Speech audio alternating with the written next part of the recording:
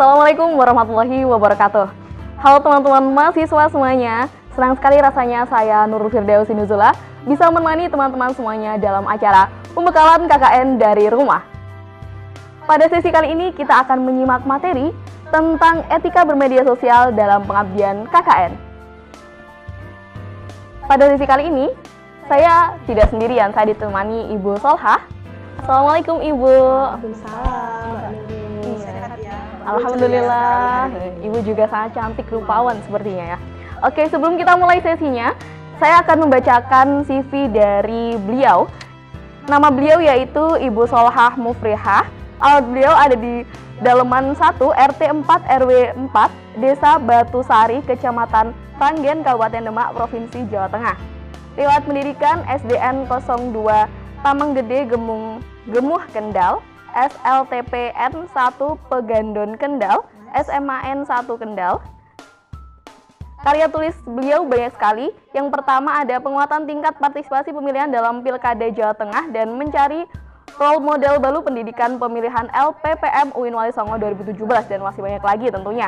Pengalaman organisasi beliau, Sekretaris PW Fatayat NU Jawa Tengah, pengurus DPD KNPI Jawa Tengah, dan masih banyak lainnya juga tentunya. Oke, sebelum kita masuk di materi atau pemaparan dari beliau, saya sedikit akan membacakan. Nah, di era digital saat ini tuh manusia hampir tidak pernah ya Bu, yang namanya lepas dengan yang namanya gadget. Nah, seiring berkembangnya teknologi, banyak hal baru yang dahulunya tidak ada dan sekarang menjadi ada. Nah, hal-hal tersebut yang membuat manusia zaman sekarang itu mengalami culture shock karena keadaan yang baru tersebut. Tetapi lama-kelamaan hal tersebut sudah menjadi habits atau kebiasaan dari manusia-manusia tersebut. Nah, salah satunya media sosial nih Bu. Di sini segala lini kehidupan tidak bisa lepas dan selalu bersinggungan dengan yang namanya media sosial. Dalam bermedia sosial, manusia di sini bertindak sebagai pelaku. Nah, tapi terkadang kita itu tidak sadar, kita itu bertindak sebagai pelaku yang baik dan kurang baik tersebut. Nah, media sosial sendiri itu ada sisi positifnya nggak sih Bu sebenarnya? Oke, tentunya segala sesuatu yang ada di dunia ini ada sisi positif dan juga ada sisi negatifnya. Iya. Gitu. Dan kita akan bahas nanti ya Mbak ya. Iya. Baik, sebelum saya memaparkan lebih lanjut ya Mbak Nurul, terima kasih. Ini Mbak Nurul hari ini ceria sekali ya. Mungkin keceriaannya ini karena bisa bertemu secara online dengan teman-teman mahasiswa KKN. Sebelumnya saya menyapa dulu ya Mbak ya. Oke, halo, Assalamualaikum semuanya, anak-anakku mahasiswa KKN UIN Wali Songo Semarang. Tentunya harapannya hari ini dan ke depan teman-temanku semuanya, adik-adik ini ya dalam keadaan sehat, selalu dalam lindungan Allah, dan yang paling utama lagi adalah segala derap langkah pengabdian yang akan dilakukan nanti bisa mendapatkan ridho dari Allah Subhanahu wa Ta'ala. Amin ya rabbal alamin. Nah, untuk itu teman-teman, karena KKN-nya ini Mbak masih dari rumah ya, karena pandemi ini juga masih belum ada habis-habisnya. COVID ini masih ada di bumi ini ya, belum mau bergeser. Jadi dengan sangat terpaksa dan kita memang harus beradaptasi dengan kondisi sekarang, KKN masih dari rumah masing-masing. Nah, semua kegiatan yang nantinya adik-adik KKN lakukan ini basisnya adalah online, yang tentunya tidak lepas dari media sosial. Benar sekali. Oke, tadi sudah dijelaskan ya di penyusunan program kerja, di mana teman-teman mahasiswa KKN ini harus membuat flyer, harus membuat video, yang itu di-upload di Facebook, ya kan? Terus di IG, di YouTube. Begitu. Nah, seperti tadi yang Mbak Nurul sampaikan bahwa kehidupan sehari-hari kita itu tidak pernah lepas dari media sosial. Benar. HP ya, HP yang kita genggam ini setiap saat ada di dalam hati, di dalam tangan kita. Mau tidur aja kita lihat-lihat HP. Bangun tidur aja juga melihat HP. Yang dicari itu adalah HP-nya dulu. Padahal harusnya kalau mau tidur sama bangun tidur itu kita baca doa ya. Dulu. Tapi kita langsung update status. Gua baru bangun tidur nih. Begitu. Asik, semalam dapat semangat dari Mas Zen.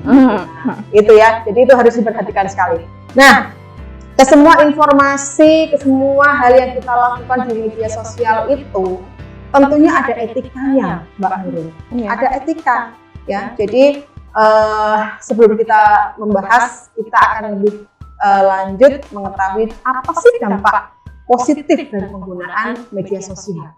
Kira-kira apa nih, Mbak? Banyak sekali Bu tentunya dampak positifnya. Kita bermedia sosial, kita mendekatkan yang jauh. Oke, mendekatkan yang jauh, Tapi Dan- menjauhkan yang dekat. itu nanti. Oh, itu Bisa nanti. di situ ya. Oke ya. Jadi Namanya. dengan media sosial ini kita bisa menghimpun keluarga, kita bisa menghimpun kerabat, kita bisa menghimpun sanak saudara, teman-teman yang dulu ketika kita mau berkomunikasi harus pergi naik pesawat, naik mobil. Tapi sekarang cukup dengan HP, dengan media sosial kita sudah bisa bertegur sapa, ya kan, memberikan info terkini keadaan dari teman-teman atau keluarga kita. Nah, yang kedua, media sosial ini digunakan sebagai media informasi. Ini yang sangat penting lagi. Tidak semua media, tidak semua informasi yang ada di media sosial ini true ya, benar. Iya, benar Tapi sekali. ada juga yang hoax, ada juga yang fake news, gitu. Ada juga yang dalam tanda kutip itu belum tentu kebenarannya. Tapi secara umum media sosial ini sebagai media informasi, ya. Terus selanjutnya dengan media sosial ini kita bisa memperluas jaringan pertemanan. Saya kemarin mendapatkan kabar dari salah satu mahasiswa. Salah satunya itu ada Mas Lubah, gitu, salah satu mahasiswa KKN. Berawal dari media sosial, dia itu bisa mendapatkan jaringan untuk dapat proyek, begitu. banyak Jadi job bisa, ini ya? Iya, dapat Wah, bisnis, keren. Jadi CEO terkenal dia gitu. Oke, nah ini dari jaringan pertemanan bisa mendatangkan banyak keuntungan buat kita. Keuntungannya itu bisa dalam finance, bisa juga dalam hidup, begitu ya. Oke, nah berikutnya dampak positifnya bisa membuat kita menjadi lebih bersahabat, perhatian dan empati. Begitu. Contoh misalnya ya, kalau di era pandemi ini kan kita sering melihat video ya, empati. Kita mengupload misalnya ada satu kejadian, ada orang yang sangat berkebutuhan yang harus ditolong, yang mengupload kita share di media sosial, terus akhirnya semua netizen itu tergerak untuk membantu. Nah ini bisa menimbulkan empati, rasa syukur juga pada keadaan yang sudah ada. Nah berikutnya mengembangkan keterampilan, benar sekali. Benar. Saya rasa teman-teman mahasiswa ini, yang ada di sana banyak sekali keterampilannya, mulai di bakat seninya, untuk yang di bidang broadcasting, yang desain, begitu kan? Dengan Benar. adanya media sosial ini, ilmu terus sarana untuk promosi itu juga terbuka lebar. Jadi secara otomatis akan mengembangkan skillnya. Terus yang berikutnya, yang manfaat yang sangat bagus sekali, bisa dijadikan promosi dalam bisnis. Mbak Nurul punya ini nggak, punya bisnis nggak yang dikemas di media sosial nggak? Enggak Bu. Enggak ya? Enggak ada. Nah ini mahasiswa saya juga ada ini Mbak. Wah kemarin dari jualan online, dari dia menjajakan, bukan menjajakan, dia mempromosikan jasanya di dalam desain grafis, Iya. sehingga banyak sekali yang masuk untuk mengorder. Nah ini salah satu beberapa hal dampak positif dari pemakaian media sosial. Gitu. Namun dari beberapa dampak positif media sosial ini perlu kita perhatikan. Apa itu Bu? Jangan asal kita memposting segala sesuatu yang kita rasakan, yang kita keluhkan ya. Jangan asal untuk eksistensi aja Bu, biar saya terkenal begitu kan, biar saya nanti saya dapat konten gitu. Nah ini yang harus kita perhatikan adalah posting yang penting, Oke. bukan yang penting posting. Ini menjadi catatan untuk adik-adik semuanya, mahasiswa KKN. Saya ada program KKN nih, ya udah, yang penting saya posting aja semuanya, gitu kan. Iya. Padahal kita kan harus memperhatikan kode etik dan lain sebagainya kan begitu. Benar sekali. Oke. Berarti ada prinsip atau pedoman yang harus kita tekankan atau harus kita benar-benar perhatikan dalam menggunakan sosial media sendiri? Oh, ada dong. Oh, ada ya? Iya, ada beberapa prinsip dalam bermedia sosial gitu ya. Nah, yang pertama ini Mbak Nurul, true ya, teman-teman, adik-adik mahasiswa ini ketika memposting ya bermedia sosial itu harus menggunakan prinsip yang pertama adalah true, yaitu apakah informasi atau segala flyer, meme dan sebagainya yang kita bagikan, yang kita posting itu sudah benar atau tidak, ya, valid atau tidak, gitu. Terus yang kedua, helpful, ya, hendaknya teknologi yang ada ini digunakan untuk kebaikan dan kemanfaatan bagi diri kita sendiri Maupun dan orang juga lain orang lain. Jangan egois, jangan hanya untuk kita, tapi untuk masyarakat. Kemaslahatan. Jadi untuk adik-adik mahasiswa ketika membuat konten itu jangan hanya berpikir ini manfaat untuk menambah nilai saya gitu kan, tidak.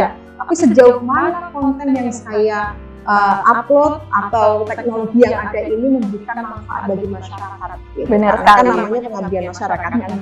Oke. Terus yang berikutnya adalah ilegal. Ya, kita harus menyadari adanya hak cipta. Ya, kalau misal adik-adik mahasiswa nanti membuat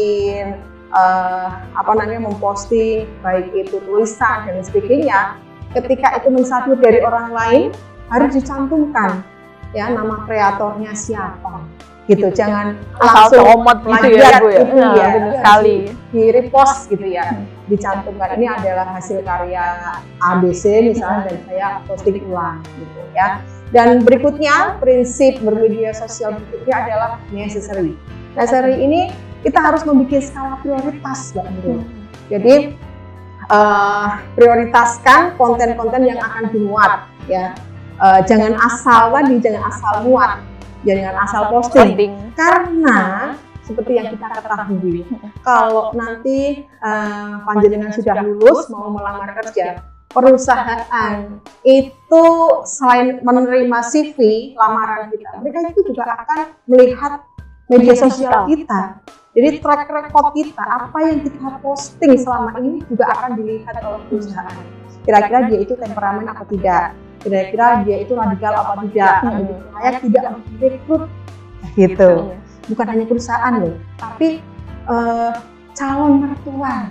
Wah, kalau nanti salah satu dari teman-teman semua biasa head speech, begitu, ujaran-ujaran kebencian, kata-kata yang tidak pantas sering kalian posting, itu menjadi bahan pertimbangan bagi calon mertua untuk merelakan atau untuk memberikan restu. Gitu Mbak. Mbak Nurul sudah dari sekarang harus dicek ya media sosialnya ya. Siap Ibu. Ini Oke. cek. Dan berikutnya Mbak Nurul, prinsip bermedia sosial yang terakhir adalah kind ya. Jadi kita harus melihat jenis konten yang positif ini tidak melukai perasaan orang lain. Orang lain di sini tidak hanya satu orang ya, tapi bisa dikategorikan juga untuk lembaga atau instansi. Gitu. Gitu Mbak Nurul. Nah, kalau kita sudah mengetahui nanti ya prinsip, maka kita juga akan atau harus mengetahui panduan dalam bermedia sosial. Yang pertama ini dicatat ya, menjaga privasi, ya kan? Menjaga privasi. Kita ini dianjurkan untuk tidak mudah memberikan data diri ke sosmed. Misalnya KTP difoto terus diposting, itu jangan. Ya kan? Misalnya Mbak Nurul dan teman-teman semuanya mau bepergian naik pesawat, tiketnya difoto. Nah, padahal di dalam foto tersebut, di dalam KTP itu kan ada data diri, nomor KTP, kedatangan, ya kan, pulang dengan berapa itu lebih baik di blur atau ditutup ya. Ini untuk menghindari adanya orang-orang yang tidak suka dan nanti akan berniat jahat. Benar sekali. Oke, terus berikutnya adalah jaga keamanan akun, ya kan? Sekarang ini kan marak sekali media sosial kita, baik itu Facebook, WA dan sebagainya dihack ya oleh orang lain. Nah, jangan teledor ya, kita harus membuat kata kunci yang sulit ditebak oleh orang lain. Terus yang berikutnya Mbak Nurul, hindari hoax ya. Hoax ya, kalau panjenengan dapat kabar atau panjenengan ingin memposting berita, itu pelajari dulu. Kalau dirasa itu kabar beritanya dalam tanda kutip kok mencurigakan, gitu kan, kebenarannya ini masih diragukan, dengan tak bayangkan dulu dengan orang yang lebih ahlinya di bidang tersebut. Gitu. Jangan sampai nanti kita malah menjadi agen penyebar hoax, ya kan? Oke. Nah, selanjutnya adalah share konten yang positif.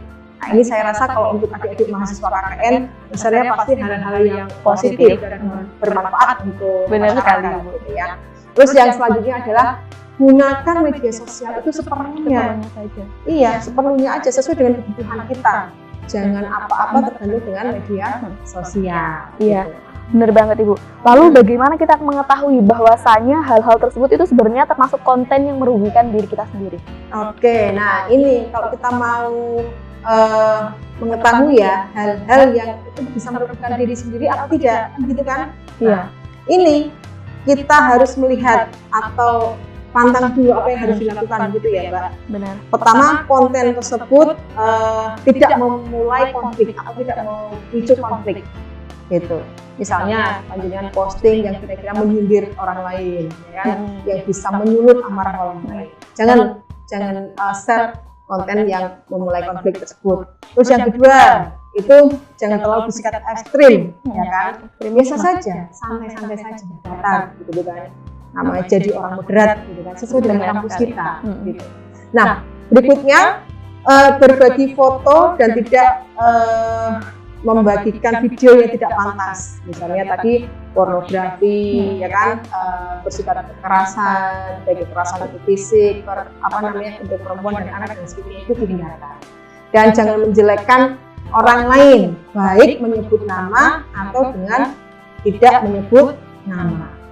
Jadi pada prinsipnya itu dalam mengunggah konten di media sosial tidak merugikan diri sendiri, tidak merugikan kampus ya, dan tidak melanggar hukum, begitu. Nah, yang tidak merugikan diri sendiri ini, tadi kita tidak menyebarkan hoax, berita palsu, tidak bergosip, ya kan, begitu kan, Mbak? Oke, ya. Terus yang kedua itu kita tidak berkeluh kesah tentang hidup kita, gitu. Biasa-biasa saja, jangan terlalu, kalau bahasanya anak sekarang itu nggak usah lebay, gitu ya. Jalani aja. Iya, jalani aja, nggak usah yang terlalu saya lagi galau bla bla langsung diposting, tidak ada. Tapi kita harus bisa memilih apa yang pantas kita upload, apa yang pantas yang tidak kita upload.